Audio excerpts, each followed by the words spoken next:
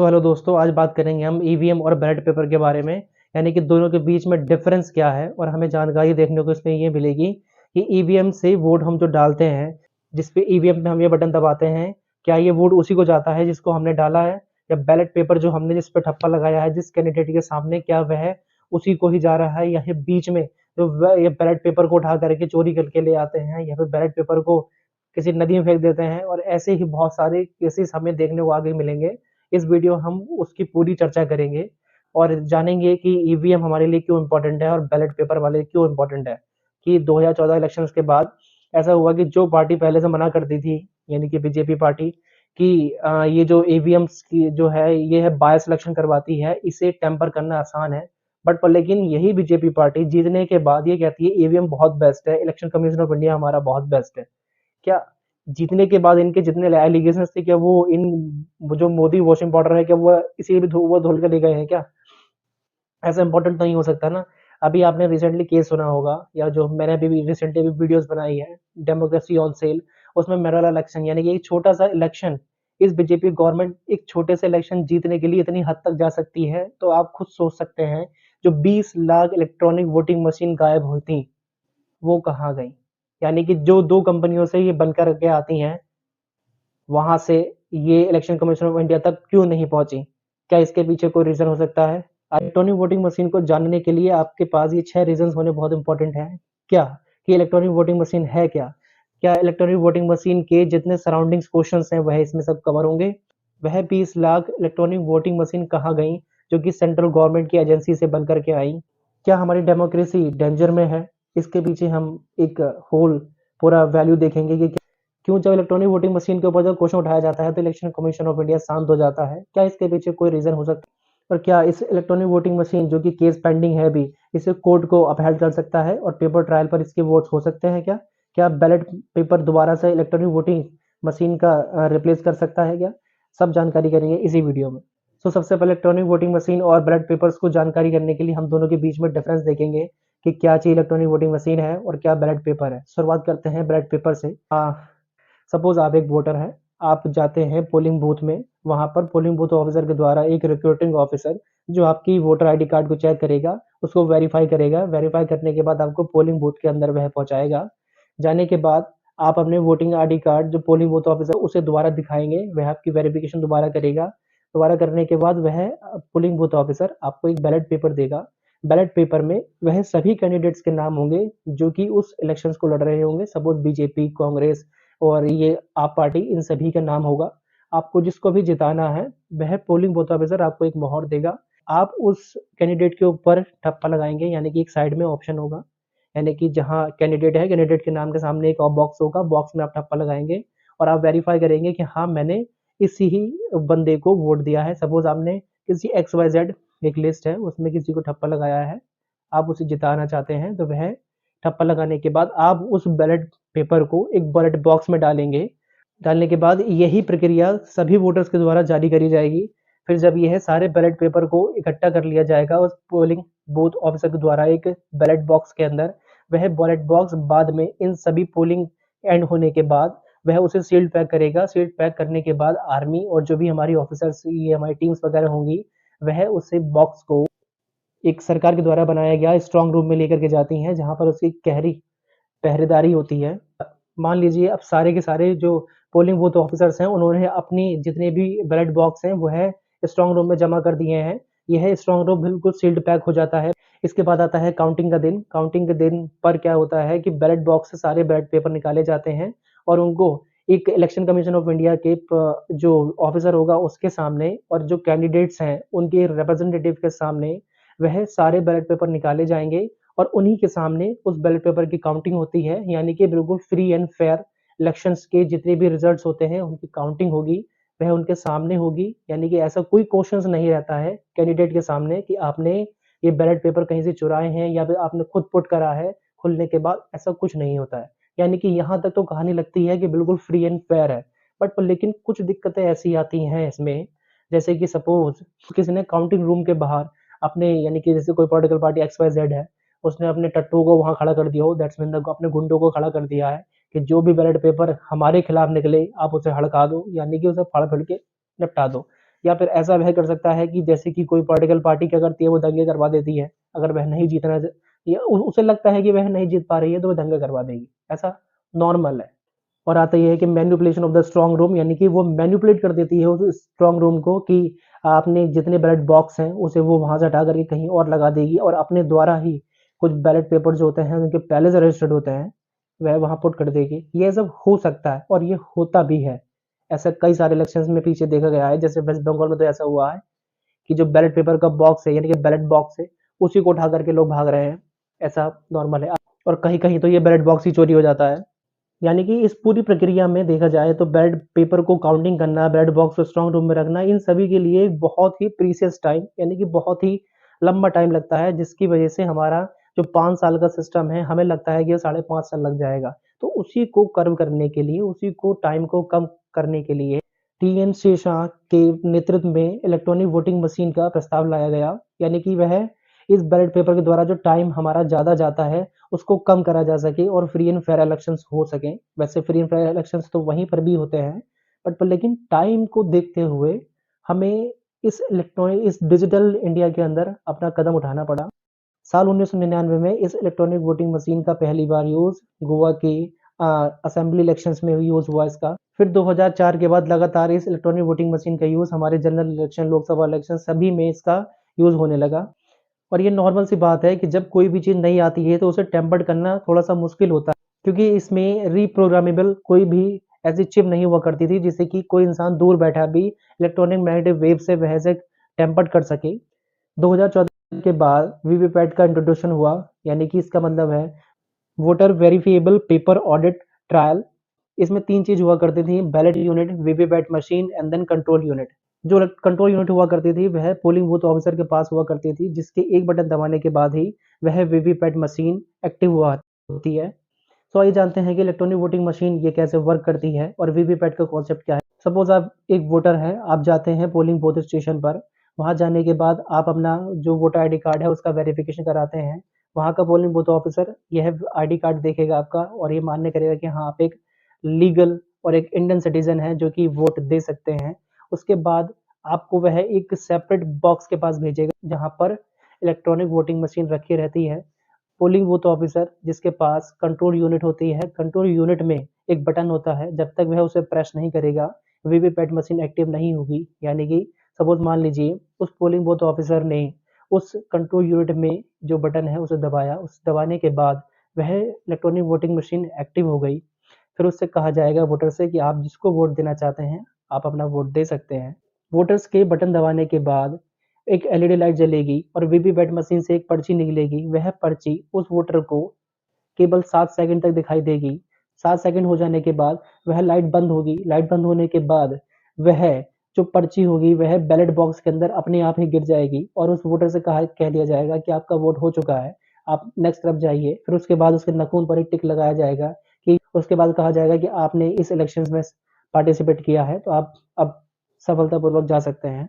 और यही प्रक्रिया सारे वोटर्स के साथ ऐसे ही अपनाई जाएगी और वो बैलेट जो बॉक्स है वह ऐसे ही पर्चियों से भरता जाएगा। यहाँ पर एक चीज़ नोट करने वाली है कि जो वीवीपैट मशीन से पर्ची निकलेगी वह पर्ची वोटर को नहीं दी जाती है, वह पर्ची बैलेट बॉक्स में ही गिरती है।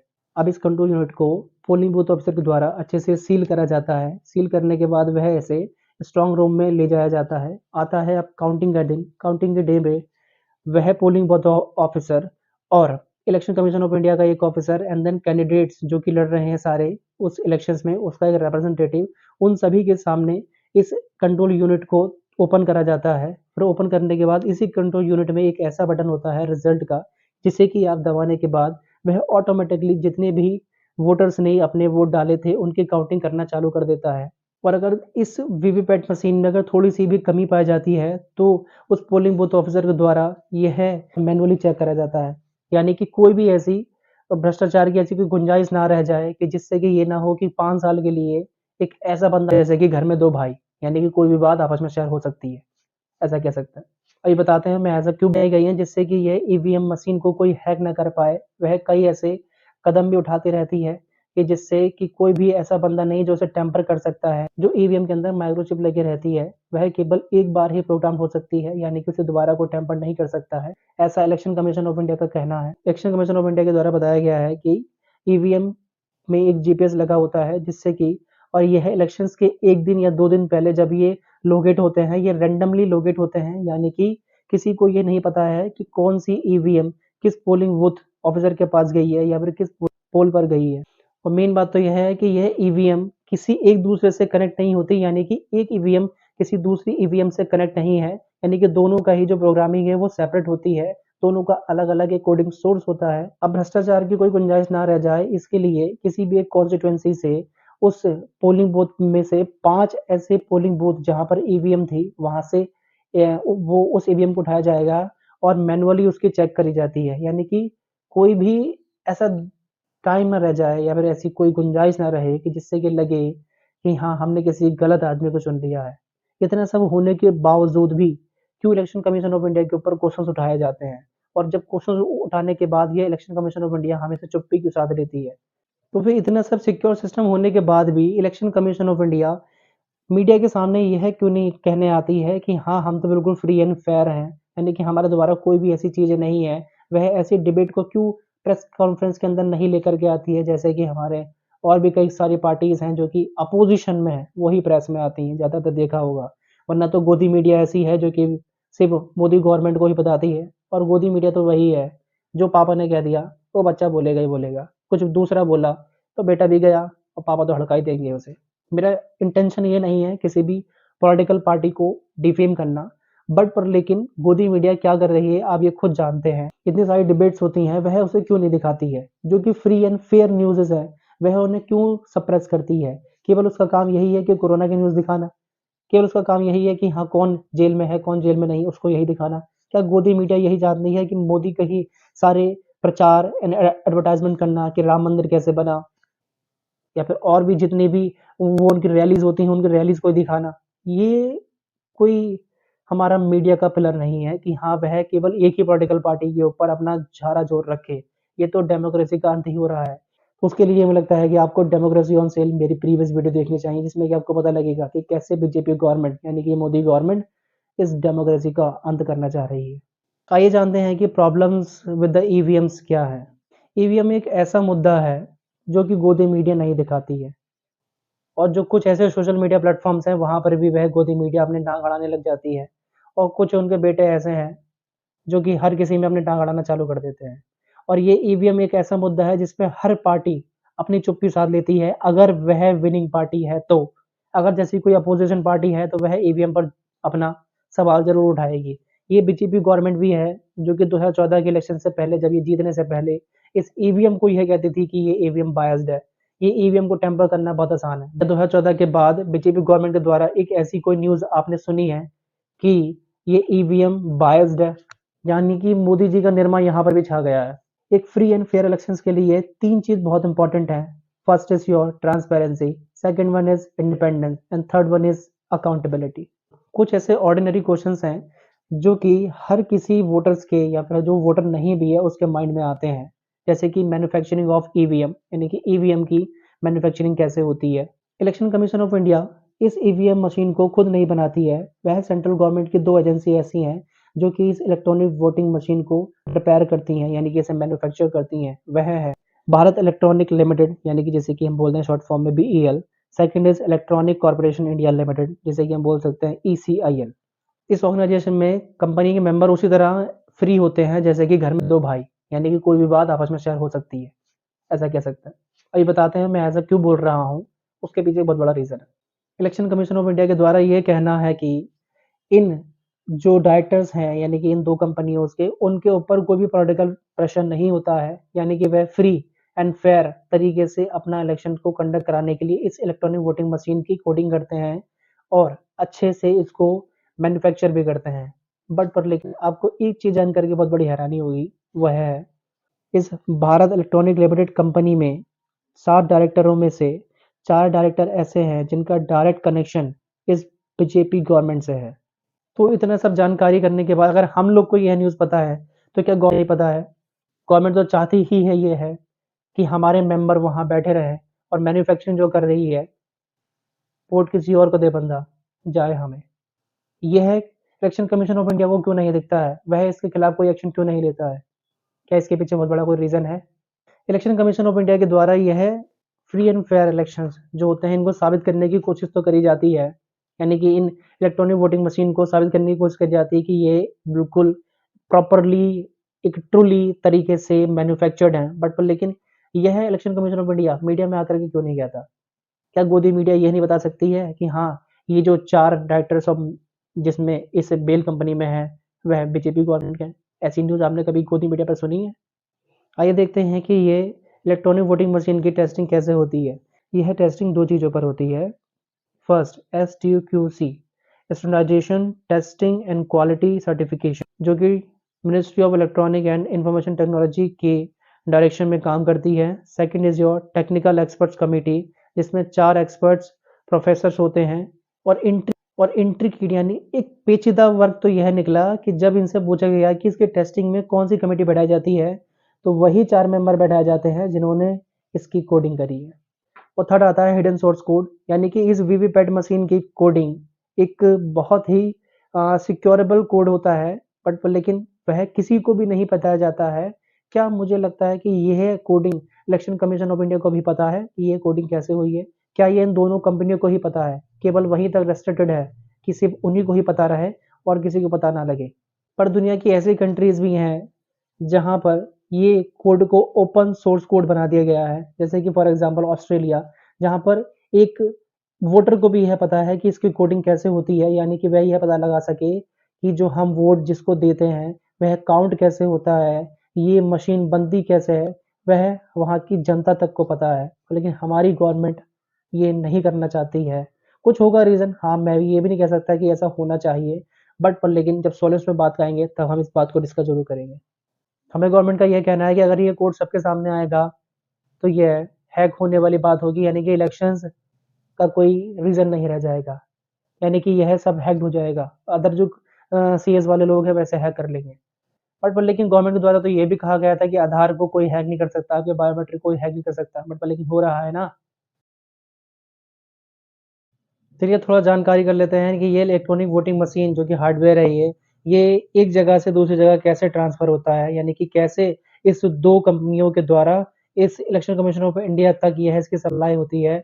साल 2018 में मनोरंजन रॉय ने एक आरटीआई के ज़रिए इलेक्शन कमीशन ऑफ इंडिया से यह पूछा कि बीईएल एंड ईसीआई इन्होंने इलेक्शन कमीशन को कितने ईवीएम सप्लाई करे। तो बीईएल के द्वारा यह बताया गया कि लगभग 20 lakh EVM machines election commission of India को सप्लाई किए गए। जब ईसीआईएल से पूछा गया कि आपने कितने electronic voting machine election commission of India को दिए हैं, तो उन्होंने भी लगभग 20 लाख ऑलमोस्ट डेटा को बताया। But election commission of India के द्वारा यह बताया गया कि उनकी साइड पर कि हमें बीईएल से 10 lakh almost electronic voting machine है वह प्राप्त हुए हैं, और ईसीआईएल से भी लगभग 10 लाख इलेक्ट्रॉनिक वोटिंग मशीन हमें सप्लाई मिली है। यानी कि जो ये 20 लाख इलेक्ट्रॉनिक वोटिंग मशीन है वह गए कहाँ? जमीन निगल गई, गटर में गिर गए, पानी में गिर गए, कहाँ चले गए? कौवा कबूतर ले गया? इसका कोई data election commission of India के पास है?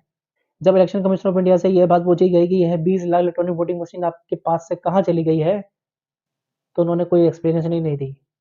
बोले कि हमें नहीं पता। अब देखते हैं कि यानी कि ये इलेक्ट्रॉनिक वोटिंग मशीन को क्या हैक करना आसान है या मुश्किल है?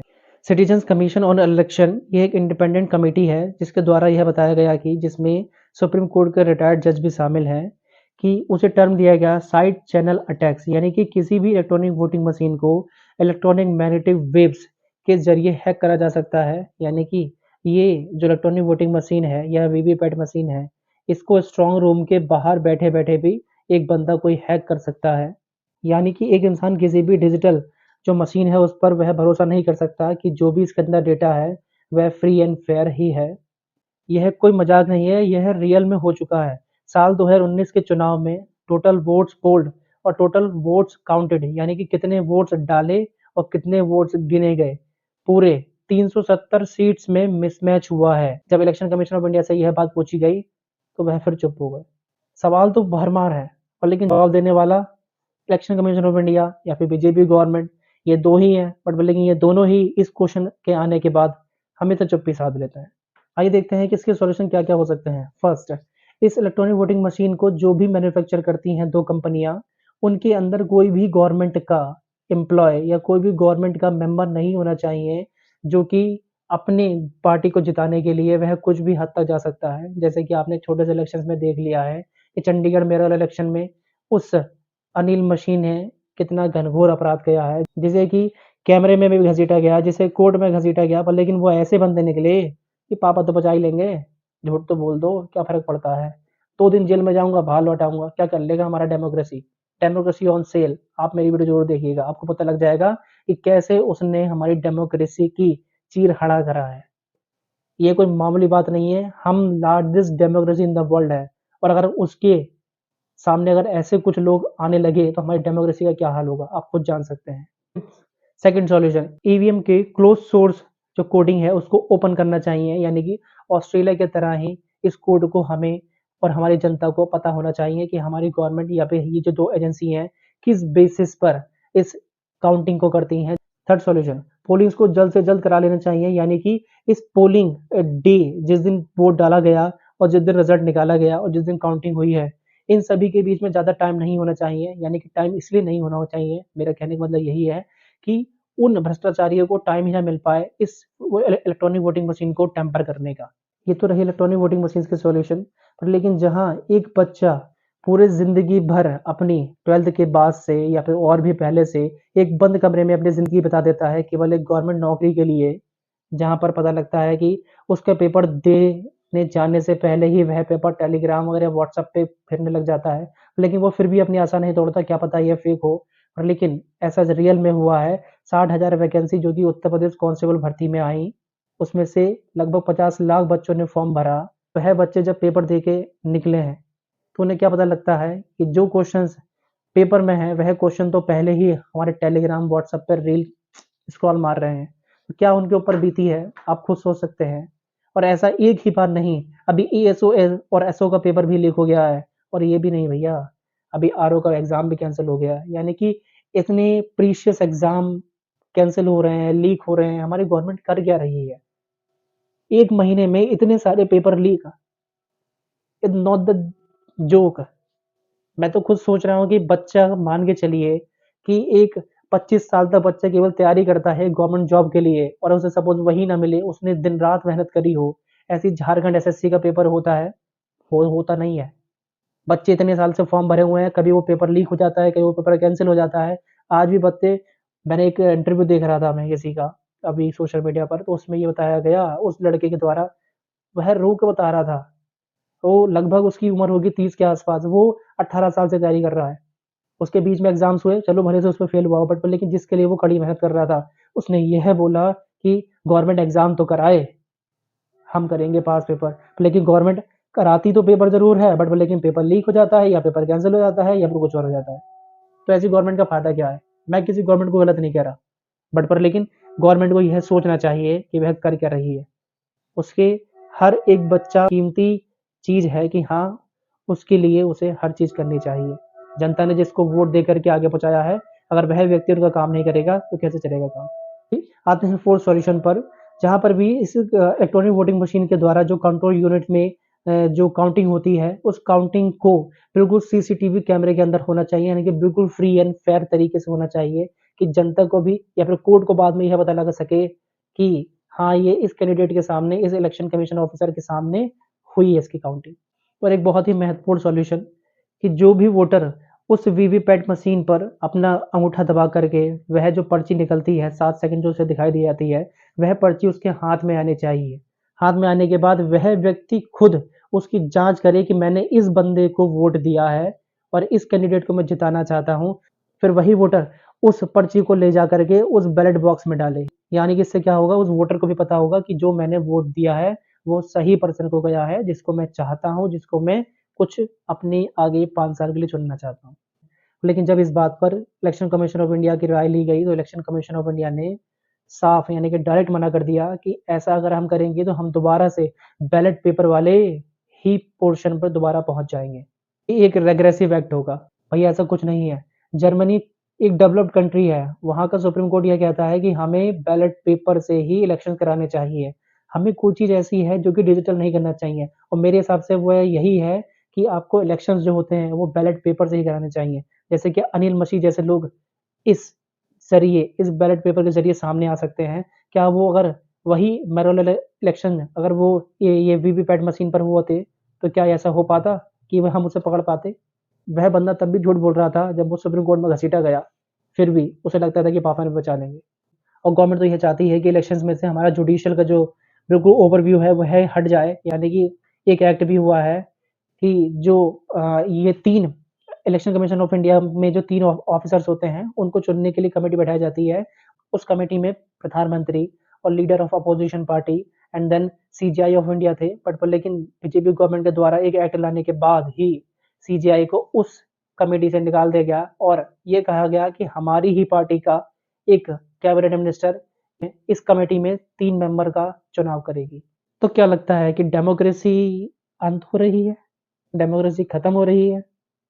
आज इस सदन के माध्यम से मैं दिखाना चाहता हूं कि इस प्रजातंत्र की नींव ऐसी मशीनों के ऊपर टिकी हुई है जिसको मेरे जैसा एक साधारण इंजीनियर भी 10-15 दिन की मेहनत के बाद जहां वोट डलवाना चाहे वहां वोट डलवा सकता है। और 5 दिन पहले इलेक्शन से पहले कैंडिडेट्स को बेवकूफ बनाने के लिए बुलाया जाता है कि आओ तुम्हें हम मशीन की जांच कराएंगे, आओ हम प्रजातंत्र के अंदर दिखाएंगे कि मशीन बिल्कुल सच्ची है। और आम आदमी इसी तरीके से बेवकूफ बनता है। तो आइए हम मिलकर एक बार देखें कि कैसे हम और हमारे कैंडिडेट्स इस लोकतंत्र में कुछ सालों से मूर्ख बनते आ रहे हैं। जो प्रिसाइडिंग ऑफिसर होता है ये बटन दबाता है, इसका मतलब ये मशीन वोट डालने के लिए तैयार है। जो पहला वोटर आया उसने झाड़ू पे बटन दबाया, दूसरा वोटर आया उसने हाथी के आगे बटन दबाया, तीसरा वोटर आया उसने बीजेपी के आगे वाला बटन दबाया, चौथा वोटर आया उसने हाथ पे बटन दबाया, पांचवा वोटर आया उसने साइकिल पे बटन दबाया। आप लोगों के सामने मैंने पांचों पार्टियों को एक एक वोट दी। इसी तरीके से एक एक वोट में और डाल लेता हूं। अब मैंने रिजल्ट दबाया, टोटल वोट 10, कैंडिडेट 4 को 2 वोट, कैंडिडेट 5 को 2 वोट। तो ये हमने मॉक पोल किया और इसके अंदर सभी कैंडिडेट जो है वो सेटिस्फाई हो गए। सुबह सुबह पोलिंग एजेंट सेटिस्फाई हो गए कि मशीन बहुत बढ़िया काम कर रही है और इस मशीन पे हमें यकीन करना चाहिए। अब देखते हैं कि असली में जब 8 बजे वोटिंग शुरू होती है तब क्या होता है कि उस दिन जिस वक्त वोटिंग चल रही है उसी वक्त आप डिसाइड कर सकते हैं कि आपको इन 5 लोगों में से किसको जिताना है। ये हम आपको बताना चाहते हैं कि इसके सीक्रेट कोड हैं। जिस पार्टी के पास है वो उस सीक्रेट कोड को इस मशीन के अंदर दाखिल करके अपनी पार्टी को जिता सकता है। इस मशीन के अंदर ये हमारे सीक्रेट कोड्स हैं। तो एक वोटर आया, उसने अपना नाम दिया, पर्ची दी, उसकी मशीन को एक्टिवेट कराया गया और अब उसने अपना वोट डाला और वोट डालते ही जैसे ही आवाज आई उसी दौरान उसने सीक्रेट कोड डाल दिया। मैं आपको दिखाऊंगा कैसे डाल दिया।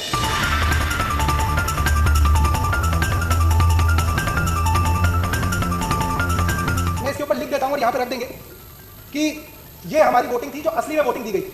आम आदमी पार्टी के 2 वोट, बीएसपी के 2 वोट, बीजेपी के 3 वोट, कांग्रेस के 2 वोट और सपा के 2 वोट। हम अपने उदाहरण के लिए मान लेते हैं 10 बजे के बाद 10 वोटर और 10 वोटरों ने अपनी वोट झाड़ू पे डाली और हम देखेंगे कि आखिरी में रिजल्ट क्या होगा। उसको मैं आप सबके सामने डेमोंस्ट्रेट करूंगा। अब मान लेते हैं कि बीजेपी को 3 वोट पड़े, झाड़ू को 10 पड़े, बाकी सबको 2-2 पड़े। अब जो असली गिनती हो गई वो ये हो गई। तो ये जो है आप अपने इस पे दिखा दो। तो मैं आपको वो काउंटिंग दिखाता हूं जो आखिरी दिन काउंटिंग डे वाले दिन जब बक्सा खुलेगा तब किसको कितनी वोट मिलेगी। अब मैं रिजल्ट दबा दूं। टोटल वोट 19, पहले कैंडिडेट को 2, दूसरे को 2, तीसरे को 11, मुबारक हो सीता जी, चौथे को 2, पांचवे को 2, छठे को 0। सब लोगों की जानकारी के लिए ये आपके आगे 2 पिक्चर रख रहा हूं कि ये जो मेरे हाथ में इधर है गुलाबी वाला, वो वोट है जो प्रजातंत्र के अंदर सब लोगों ने जो वोट डाली थी वो इस गुलाबी वाले के अंदर दिख रही है।